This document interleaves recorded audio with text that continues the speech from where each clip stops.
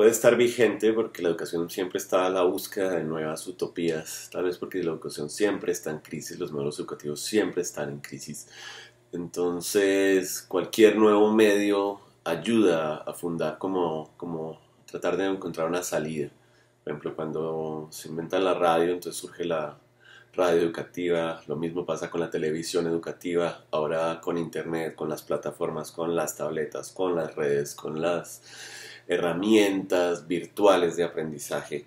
Al parecer hay una nueva utopía. Y el arte, de alguna manera, durante los últimos 20, 30 años, gracias a mandatos individuales o institucionales, entonces se habla de educación artística como una nueva utopía. Entonces, el arte le sirve a esa crisis educativa como para tener un nuevo tema. Sin embargo, la condición del arte es la crisis.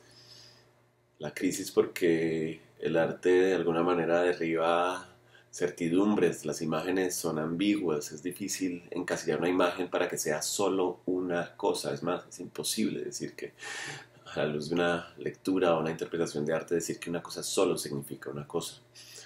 Entonces el arte es muy útil dentro del educativo porque ayuda a eliminar certezas, ayuda a evitar jerarquías, por más que un profesor diga esta imagen es esto, siempre hay espacio para interpretarla de otra manera, basado en la imagen, por supuesto, basado en ese código que está empleando la imagen.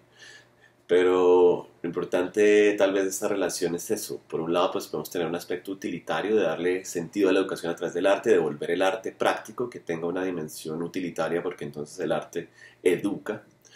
Pero por otro lado, tenemos una condición inestable que le da el arte a la educación y que hace que la educación de alguna manera sea mejor en el sentido de que pueda ser más incierta y genere unas dudas razonables sobre el conocimiento, pero unas dudas que también generan mejores personas.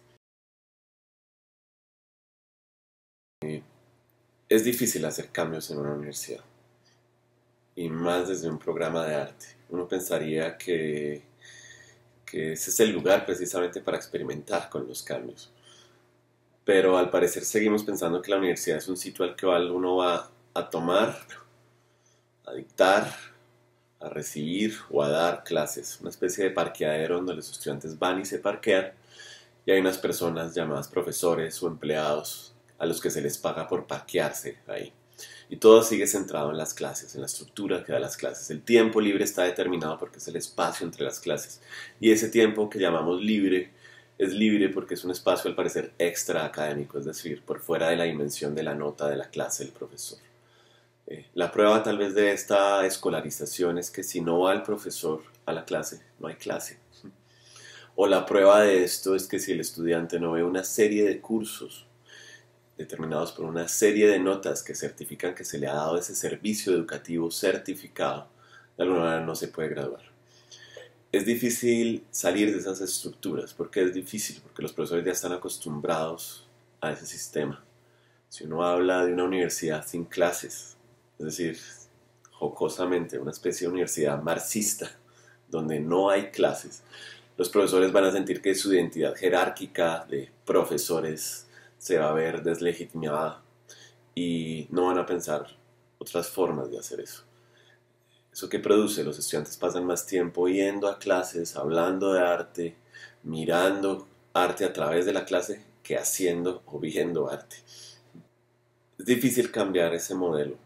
O para cambiarlo se necesitaría un cuerpo de profesores, un instante afortunado donde hay un cuerpo de profesores que realmente entienden eso y están dispuestos a inventarse esa especie de universidad marxista, donde puede haber unas clases, pero que realmente lo importante es el tiempo y el espacio que se pasa ahí, por 4 o 5 años para los estudiantes y tal vez por un tiempo más prolongado para otros eternos estudiantes que pueden ser los profesores.